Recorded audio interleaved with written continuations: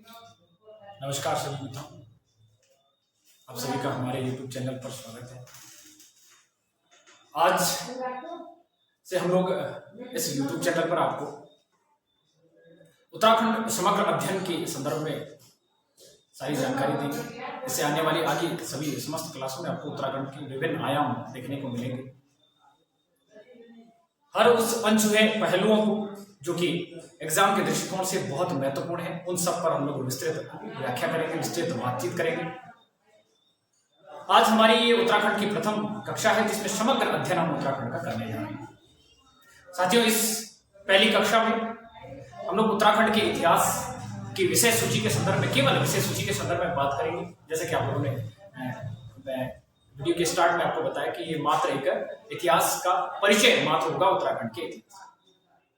उत्तराखंड के इतिहास को जानने से पूर्व हम लोगों को जानना चाहिए कि इतिहास किसे कहते हैं, इतिहास होता क्या है। आखिर इतिहास की परिभाषा हम लोग यदि मान लें तो परिभाषा क्या बन सकती है।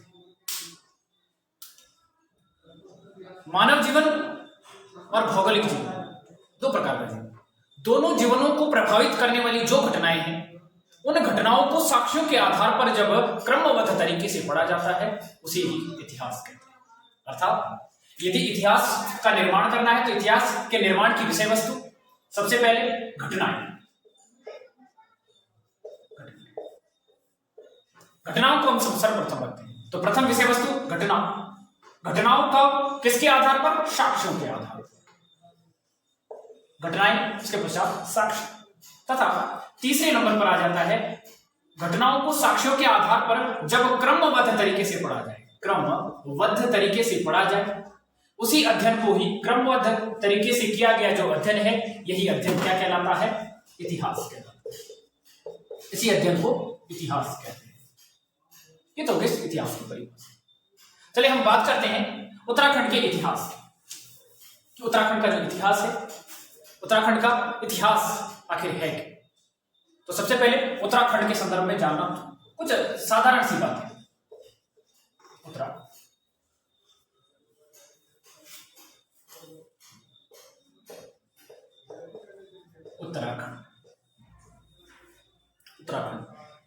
उत्तराखंड हम आप सभी को विदित है कि उत्तर प्रदेश पुनर्गठन अधिनियम 2000 के तहत अस्तित्व में आया। प्रारंभ में उत्तराखंड का जो नाम था वह था उत्तरांचल। प्रारंभ में उत्तराखंड का नाम उत्तरांचल था, जिसे 1 जनवरी 2007 से किस नाम से जाना जाने लगा, आज के आधुनिक नाम उत्तराखंड के नाम से जाना, उत्तराखंड के नाम से। यदि हम उत्तराखंड के इतिहास की बात करें तो उत्तराखंड का इतिहास बड़ा गौरवशाली और प्राचीनतम है। जहां उत्तराखंड की जानकारी हम लोगों को वेदों से प्राप्त होती है, ग्रंथों से प्राप्त होती है, पुराणों से प्राप्त होती है, बहुत सारे पाषाण उपकरणों से प्राप्त होती है, समाधानों से प्राप्त होती है, मुद्राओं से प्राप्त होती है, शैल चित्रों, शिलालेखों से, अर्थात बहुत सारे हम बात करें तो लिखित साक्ष्य साहित्यों के आधार पर विभिन्न आयाम हैं उत्तराखंड। इन सभी विभिन्न आयामों को एक साथ पढ़ना थोड़ा सा कठिन है। इसलिए उत्तराखंड के इतिहास को सरलता से अध्ययन करने के लिए, किस तरीके से ये सरल हो पढ़ने के लिए, इस सरलता के अध्ययन के लिए हम लोग जो है उत्तराखंड के समूचे इतिहास को 3 भागों में विभाजित करते हैं। 3 भागों में यदि हम बात करें तो प्रथमतः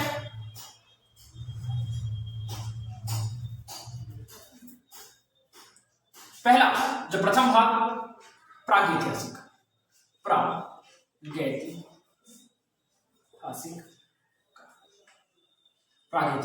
का।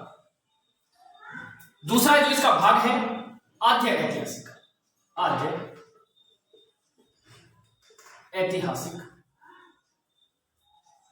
का। और तीसरा भाग हो जाएगा आधुनिक काल या ऐतिहासिक का।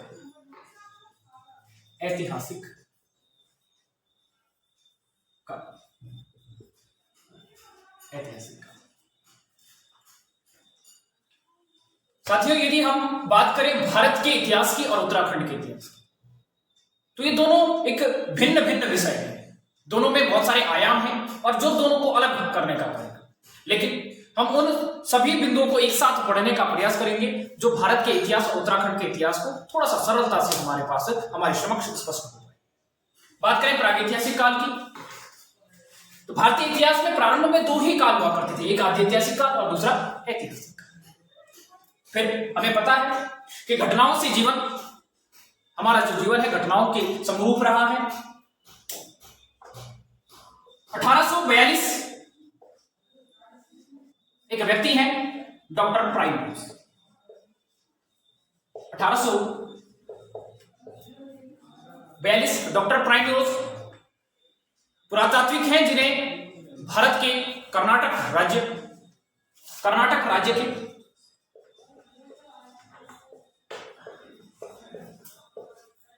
एक जिला है, कर्नाटक राज्य में एक जनपद है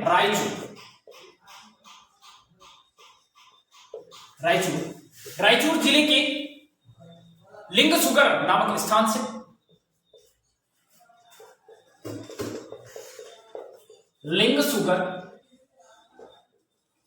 स्थान से कुछ पाषाण उपकरण प्राप्त हुए।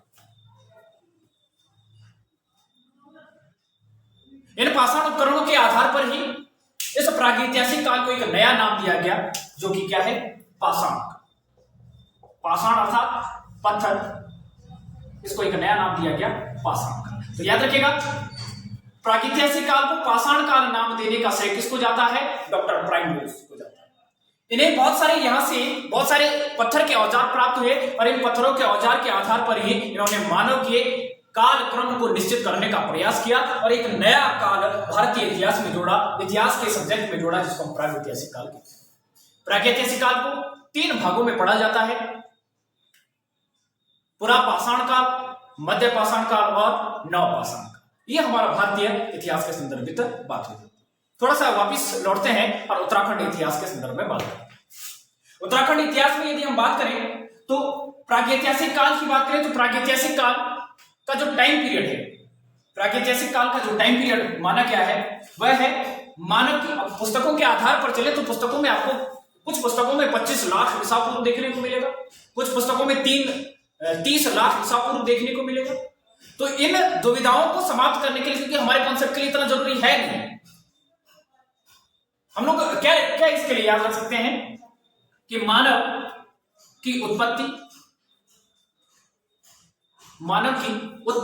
से लेकर के 3000 ईसा, 3000 ईसा। साथियों, ये ईसा पूर्व क्या है?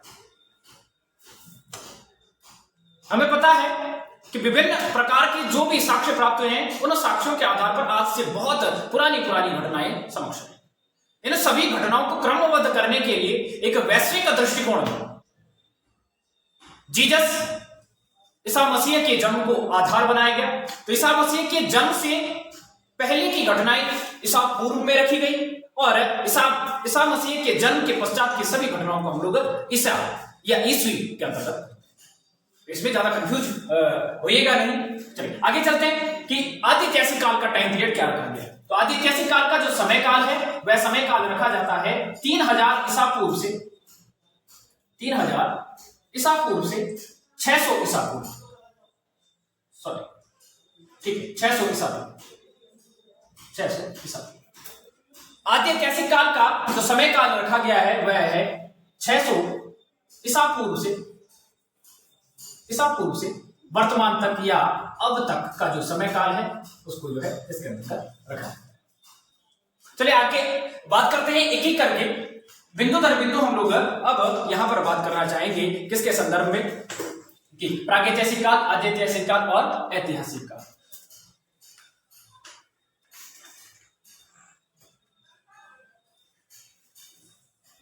प्रारंभ में ध्यान दीजिएगा कि प्रागैतिहासिक काल का जो समय काल है, इस समय काल के आधार पर हम लोग देखें तो समय काल कितना था, तो मानव उत्पत्ति से लेकर 3000 ईसा पूर्व।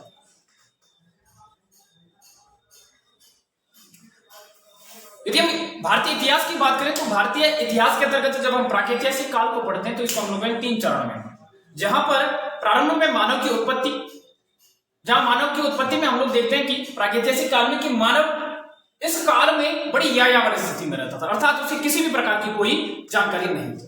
तो कोई जानकारी नहीं थी तो इसके जो साक्ष्य प्राप्त होंगे वो भी कुछ इस प्रकार से नहीं थे। जंगलों में रहा करता था, जंगलों में निवास करता था, गुफाओं में निवास करता था। तो इसके जो हमको साक्ष्य प्राप्त हुए हैं वो इसी काल के आधार पर 2 प्रकार से हम लोगों के प्रागैतिहासिक काल, उत्तराखंड के परिप्रेक्ष्य की बात करें तो उत्तराखंड के परिप्रेक्ष्य में 2 प्रकार के साक्ष्य हम लोगों को प्रागैतिहासिक काल में प्राप्त हुए। इन दोनों प्रकार में प्रथमतः यदि हम बात करें तो पहला हो जाएगा यहां पर पाषाण कालीन।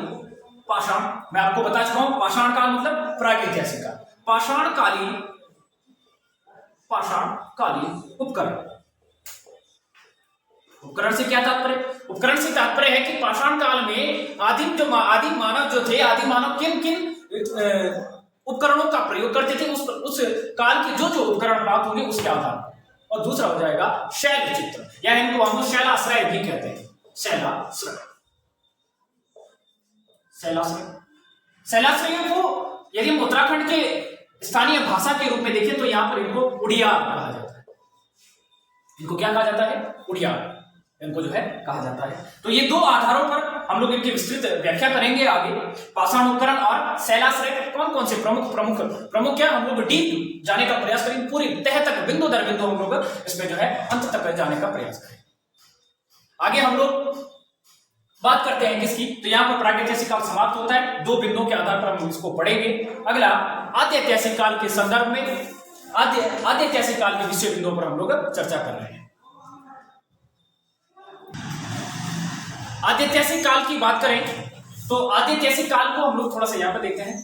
तो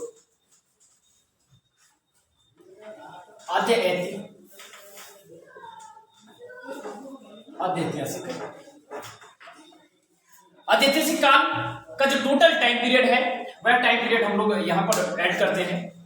कितना बताया था? तो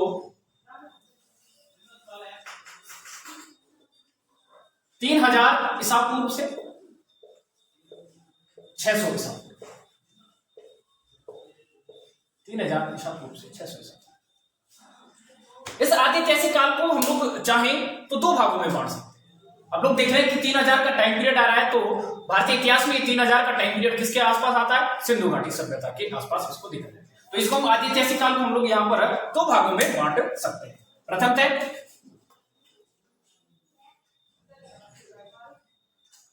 प्रथम आ जाएगा हड़प्पा सभ्यता।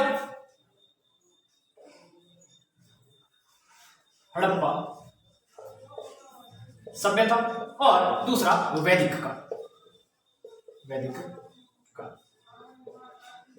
साथियों, हड़प्पा सभ्यता नगरीय सभ्यता थी और वैदिक सभ्यता जो है भारत की प्रथम ग्रामीण सभ्यता मानी जाती है। टाइम पीरियड की बात करें तो हड़प्पा सभ्यता की टाइम पीरियड जो हम लोग लेकर के चल रहे हैं वो है रेडियो कार्बन C14 पद्धति के आधार पर, उसको मैं यहां पर लेकर के चल रहा हूं। तो 2750 ईसा पूर्व से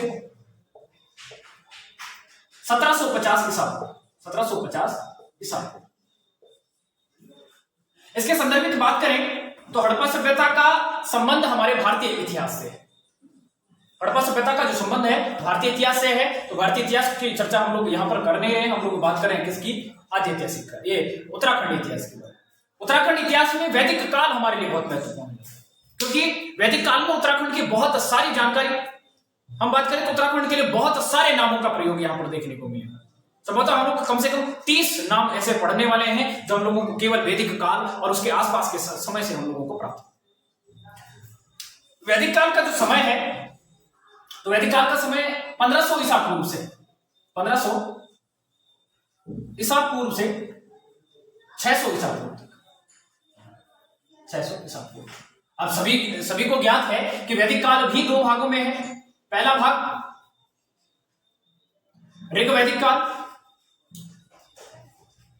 ऋग्वैदिक काल और दूसरा उत्तर वैदिक काल। ऋग्वेद का जो समय काल है, ऋग्वेद की समय काल की बात करें तो ऋग्वेद 1500 ईसा पूर्व से 1000 ईसा पूर्व तक इसका समय काल है। 1000 ईसा पूर्व। उत्तर वैदिक काल की बात करें तो उत्तर वैदिक काल 1000 ईसा पूर्व से 600 ईसा पूर्व। 600 ईसा पूर्व। साथियों, ऋग्वैदिक काल में केवल एक ही वेद की रचना होगी, केवल एक वेद, वो भी कौन सा? ऋग्वेद। ऋग्वैदिक काल में केवल एक वेद जो प्राचीनतम वेद माना जाता है, तो केवल ऋग्वेद की रचना, ऋग्वेद की रचना यहां पर। उत्तर वैदिक काल में अन्य 3 वेदों की रचना, अन्य 3 वेदों की रचना होगी, अन्य 3 वेदों की रचना यहां पर। आगे हम बात करेंगे तो ब्राह्मण ग्रंथों की रचना होगी, ब्राह्मण ग्रंथ। यदि हम इसकी बात करें तो ब्राह्मण ग्रंथ, पुराण आदि इनकी यहां पर रचना होगी। एक शब्द में कहें तो यहां पर क्या?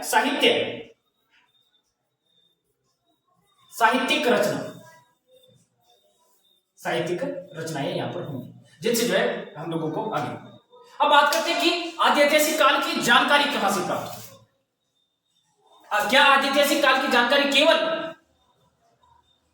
वैदिक काल से ही प्राप्त होगी, या इससे पूर्व हम बात करें, या इससे पूर्व यानी कि बिना साहित्य के?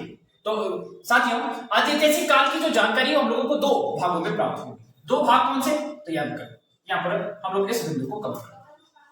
पहला कि जो लिखित रूप में हमको जो जानकारी प्राप्त होगी उसको हम रखते हैं साहित्यिक स्रोत के अंतर्गत, साहित्यिक स्रोत। और लिखा हुआ, और साथ ही साथ ऐसा स्रोत जो लिखा हुआ है और पढ़ा जा चुका है, उसको हम लोग साहित्यिक स्रोत के अंतर्गत रखेंगे।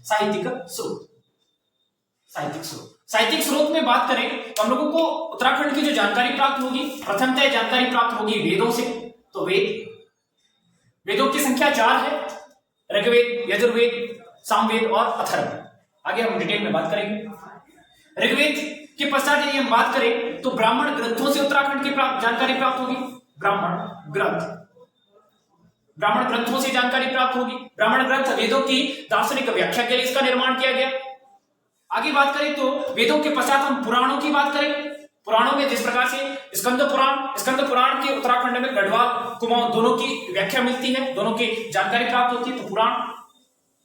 अगला बिंदु देखिए, जैसे रामायण, महाभारत। साथियों, सर्वाधिक जानकारी यदि हमें किसी की प्राप्त होती है, किसी बिंदु से प्राप्त होती है, तो वह है महाभारत। अन्य की बात करें तो यहीं पर हम लोगों को बौद्ध धर्म के बौद्ध ग्रंथों में भी जानकारी प्राप्त होती है, उसको हम लोग जो है आगे चर्चाओं में लाएंगे। तो पहला साहित्यिक स्रोत और दूसरा आ जाएगा पुरातात्विक स्रोत। पुरातात्विक स्रोत में बात करें, पुरातात्विक स्रोत। आदि ऐतिहासिक काल में पुरातात्विक स्रोतों की बात करें तो पुरातात्विक स्रोतों में सबसे महत्वपूर्ण जो हम लोग बिंदु इसमें पढ़ने वाले हैं, तो सबसे पहले हम लोग जो कवर करेंगे वह है कप मार्क्स की खोज करेंगे। कप मार्क्स के संबंधित जो भी हमारी विषय वस्तु है, जो भी हमारे महत्वपूर्ण बिंदु है, उनको हम लोग कवर करेंगे। कप मार्क्स, ताम्र निखात संस्कृति, ताम्र निखात संस्कृति, चित्रित धूसर मृदभांड, चित्रित धूसर मृदभांड। अगला जो बिंदु हम लोग इसमें कवर करेंगे वो है शवादान। आगे विस्तृत व्याख्या करने वाले हैं हम लोग इसकी, इन बिंदुओं की, सभी बिंदुओं की। और अंतिम जो बिंदु हम लोग इसमें पढ़ेंगे वो है प्राचीन कालीन नगरीकरण किस प्रकार से हुआ और वहां से क्या क्या जानकारी प्राप्त होती है। तो नगरीकरण। अगले हम लोग जो बात करने वाले तो ये है हमारा आद्यैतिहासिक काल। एक बार पुनः रिवाइज कर देता हूं। आद्यैतिहासिक काल 3000 से 600 ईसा पूर्व तक है, जिसको हम लोगों ने 2 पार्ट में देखा। एक हड़प्पा सभ्यता जो कि भारतीय इतिहास से संबंधित बिंदु है, दूसरा वैदिक काल। वैदिक काल में 1500 से 600 ईस्वी तक का, ईसा पूर्व तक का ये समय काल रखा गया है। यहाँ पर वैदिक काल भी दो पार्ट में है, ऋग्वैदिक काल, उत्तर वैदिक काल। ऋग्वैदिक काल में केवल ऋग्वेद की रचना हुई और उत्तर वैदिक काल जो कि 1000 ईसा पूर्व से 600 ईसा पूर्व तक है, इनमें जो है जैसे अन्य 3 वेदों की रचना होगी, ब्राह्मण ग्रंथों की रचना होगी और अन्य साहित्यिक ग्रंथों की यहाँ पर रचना होगी, जिससे हम लोगों को उत्तराखंड की जानकारी प्राप्त होगी। उत्तराखंड की जानकारी ऐतिहासिक काल के संदर्भ में 2 खंडों में हम लोगों को प्राप्त होती है। पहला पुरातात्विक और दूसरा साहित्यिक स्रोत। साहित्यिक स्रोत में देखें तो वेद, ब्राह्मण ग्रंथ, पुराण, रामायण, महाभारत, अन्य साहित्यिक ग्रंथों से भी जानकारी प्राप्त होगी। पुरातात्विक स्रोत के बारे में देखें तो कप्मार्क से प्राप्त होगी, ताम्र निखात संस्कृति, चित्रित धूसर वृत्तभाण से प्राप्त होगी, समाधान और नगरीकरण से प्राप्त होगी। चलिए अब जानते हैं अगले बिंदु, ऐतिहासिक काल या आधुनिक काल। उत्तराखंड का सबसे बड़ा, इतिहास में सबसे बड़ा पार्ट ऐतिहासिक काल, जिसको हम लोग आधुनिक काल भी कहते हैं। उत्तराखंड के इतिहास की विषय वस्तुओं में सबसे अधिक विषयों को, सबसे अधिक बिंदुओं को अपने आप में समाये बैठे हैं, इसलिए समय की बचत के लिए मैं पूर्व में ही आपके पास सभी बिंदुओं को लिख चुका हूं। साथियों, इस काल में बहुत सारे बिंदु हैं, इसीलिए हम लोग पर्टिकुलर इस काल को 3 भागों में बांटते हैं। इसका जो समय काल है वो 600 ईसा पूर्व से और अब तक की जितनी जो प्रमुख घटनाएं हैं उन घटनाओं को हम लोग इतिहास के अंतर्गत रखते हैं। इसको हम लोगों ने यदि देखें तो प्राचीन कालीन उत्तराखंड 600 ईसा पूर्व के बाद का जो काल रहेगा उसको हम लोगों ने प्राचीन कालीन, तो प्राचीन काल उत्तराखंड। फिर मध्यकालीन, इसको हम लोगों किसके साथ, यदि मध्यकालीन भारत के साथ जोड़ करके देखें, और आधुनिक उत्तराखंड, जिसको यदि हम आधुनिक उत्तराखंड भारतीय इतिहास के साथ कंपेयर करके हम लोग इसको चल रहे हैं। यदि देखें तो प्राचीन उत्तराखंड के संदर्भ में कौन कौन से बिंदु हम लोगों को कवर करने हैं, एक एक करके मैं इनको आपके समक्ष जो है प्रस्तुत कर रहा हूं। साथियों, ये इन सभी बिंदुओं पर हम लोग विस्तृत व्याख्या करने वाले, एक एक बिंदु पर डिटेल में बात करने वाले, सब बिंदुओं को हम लोग तह तक जाने का प्रयास करेंगे। इसमें कोई भी ऐसी विषय ना छूटे, कोई भी ऐसा बिंदु ना छूटे जो जिस पर हम लोग चर्चा ना करें। इसलिए आप लोग सभी लोग थोड़ा सा ध्यान दें कि प्राचीन उत्तराखंड में कौन कौन से बिंदु हम लोग पढ़ रहे हैं, ऐतिहासिक काल के प्राचीन उत्तराखंड। चलिए, पहला बिंदु कुनिंद वंश। कुनिंद वंश को हम लोग पढ़ते हैं। कुनिंद वंश उत्तराखंड इतिहास की प्रथम राजनीतिक शक्ति मानी जाती है, आप सभी को विदित है। कुनिंद प्रारंभ में मौर्यों के अधीन थे, कालसी शिलालेख से इसकी जानकारी प्राप्त होती है। तो मौर्यकालीन उत्तराखंड की बात हम लोग इसमें करने वाले हैं। आगे बात करें तो मौर्यों के पतन के पश्चात शुंगों का काल हुआ, तो शुंग काल में उत्तराखंड की क्या स्थिति थी। इसी दौरान हम लोग देखते हैं कि हिंद एवं इंडो ग्रीक आक्रमण जो होते हैं, मिनांडर जिसमें आते हैं, जिसकी जानकारी हम लोगों को मिलिंद पन्नों से प्राप्त होती है, हम लोगों को प्राप्त होती है, स्ट्रेबो से प्राप्त होती है, अपोलोडोटस द्वितीय के सिक्कों से प्राप्त होती है। ये सारी जानकारी हम लोग पढ़ने वाले हैं हिंद यवन आक्रमण से। फिर शकों के आक्रमण की बात करने वाले हैं। शकों के आक्रमण के संदर्भ में सबसे बड़ा प्रमाण कठारमल सूर्य मंदिर अल्मोड़ा में स्थित है। सारी जानकारी हम लोग इसमें पढ़ने वाले हैं। शकों के पश्चात कुषाण काल और कुषाणों की सत्ता योद्धे समाप्त करेंगे। योद्धे गणराज्य जो कि प्रारंभ में आयुधजीवी संघ था, धीरे धीरे जो है अपने आप को इसने आयुधजीवी से डेवलप करके एक स्थायी राज्य के रूप में कैसे डेवलप किया, ये पूरी कहानी हम लोग इसमें पढ़ने वाले हैं। युगसेन का वार्षगण्य गोत्रीय वंश, आप सभी ने पढ़ा होगा, बाढ़ वाला यज्ञ वेदिका, ये इसकी सारी विशेषताएं हम लोग पढ़ने वाले हैं। गोविषाण का मित्र वंश, गोविषाण नाम युवांचवाड़ वेनसांग के द्वारा दिया गया नाम है, इसी को हम लोग पढ़ने वाले हैं। चलिए, गुप्त काल में समुद्रगुप्त के प्रयाग प्रशस्ति में योद्धाओं की सीमा का पता चला है। ये सारी बातें हम लोग इसमें करने वाले हैं। कृतिपुर राज्य किस प्रकार से, कृतिपुर कुनिंद जो है पर्वतीय क्षेत्रों में किस प्रकार से समाज संकुचित रह गए थे और समय पाकर के इन्होंने पुनः अपनी सत्ता को स्थापित किया। चलिए आगे जानते हैं कि छागलीस का राजवंश, सिंहपुर का राजवंश, नागवंश, मौखरी वंश, वर्धन वंश जिसके समय में वेनसांग भारत और उत्तराखंड की यात्रा पर आएंगे। अगला हम लोग कार्तिकेयपुर या कत्यूरी राजवंश की हम लोग इसमें चर्चा करने वाले हैं। एक और जहां हम लोग ये सारी कार्तिकेयपुर राजवंश तक की पूरी बात करेंगे, यहां पर पूरा हम लोग कार्तिकेयपुर में जो है बेटा इसमें हम लोग सभी बातें करने वाले हैं। प्रारंभिक यदि हम बात करें कृतिपुर राज्य जो कि हमारे लिए महत्वपूर्ण रहने वाले, जैसे कृतिपुर राज्य प्रथम प्रशासनिक शक्तियां, प्रथम प्रशासनिक व्यवस्था का उल्लेख हमको मिलता है। प्रारंभिक प्रशासन की व्यवस्था किस प्रकार से बनी, कृतिपुर कार्तिकेयपुर राजवंश में हम लोगों को एक व्यवस्थित राज व्यवस्था प्रशासनिक व्यवस्था का जानकारी प्राप्त होगी, जो हमारे लिए एग्जाम के दृष्टिकोण से बहुत महत्वपूर्ण रहेगी। कृतिपुर और कार्तिकेयपुर राजवंश में छोटे छोटे राज्यों का उदय होगा। उन्हीं राज्यों में जो सबसे शक्तिशाली और अपने आप को जो सबसे ज्यादा प्रबुद्ध करेंगे, गढ़वाल का परमार वंश, कुमाऊं का चंद वंश, ये लोग हम लोग जो है इसके संदर्भ में बहुत सारे जो हम लोगों को डाउट देखने को मिलते हैं आए दिन, उन डाउटों को क्लियर करने का प्रयास करेंगे। आधुनिक उत्तराखंड की बात करें तो आधुनिक उत्तराखंड में गोरखाओं का काल जो क्रूर प्रशासन का प्रतीक माना जाता है, इसको हम लोग विस्तृत व्याख्या में पढ़ने वाले हैं। अंग्रेजी शासन को पढ़ने वाले हैं, किस प्रकार से अंग्रेजों ने अपनी हुकूमत को उत्तराखंड के लोगों को एक तरीके से बेवकूफ बना करके रखा और यहां पर शासन करते रहे। टिहरी रियासत के सभी 6 के 6 राजाओं का हम लोग उल्लेख करने वाले हैं, सभी विस्तृत व्याख्या तक। और विशेष रूप से हम लोग इस पार्ट में जिसको पढ़ेंगे वह कौन सा होगा, उत्तराखंड पृथक राज्य आंदोलन। साथियों, ये रहा उत्तराखंड की विषय वस्तु। उत्तराखंड के इतिहास के संदर्भ में हम लोग ये समूची जानकारी आगे आप सभी के प्रयासों से करने वाले हैं। तो संभवतः यदि आपको आज की ये क्लास, ये कक्षा अच्छी लगी हो तो इसको अधिक से अधिक शेयर करें और ये जरूर बताने का प्रयास करें कि क्या हम इन कक्षाओं को कंटिन्यू रखें, ये समूचे बिंदुओं को क्या आप पढ़ना चाहते हैं, अपना परामर्श जरूर भेजें। इसी के साथ आप सभी की मनोइच्छा पूरी हो, दिन रात मेहनत करते रहिए। आपकी सफलता अवश्य ही आपकी सफलता आपकी मेहनत पर डिपेंड है और आपकी मेहनत आपकी सफलता को जरूर एक दिन आप तक जरूर पहुंचाएगी। इन्हीं के साथ बहुत बहुत धन्यवाद।